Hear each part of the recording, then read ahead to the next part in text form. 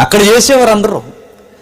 ఇంకా పురాతనమైన కాలంలో మన పితరులు ఎక్కడ స్నానం చేసేవారయ్యా అంటే రేవుల్లోనూ వాగుల్లోనూ స్నానాలు చేసేవారు. అయితే ఈయన కూడా భారతదేశానికి వచ్చిన తర్వాత బీపీసీ ఛానల్ తరపున వచ్చాడు. ఆయన తెలుసుగా, చాలా పెద్ద ఛానల్ అది. వచ్చిన తర్వాత ఉదయాన్నే ఆయన స్నానం చేయడానికి వెళుతున్నప్పుడు పురుషుడు, నిండు పురుషుడు ఆయన, అవతల ఎవరో అమ్మాయి స్నానం చేస్తున్నట్టుగా చూశాడు. మరా పేరు చూశాడు. ఆయన అంచనా కరెక్టే, అవతల అమ్మాయి స్నానం చేస్తుంది.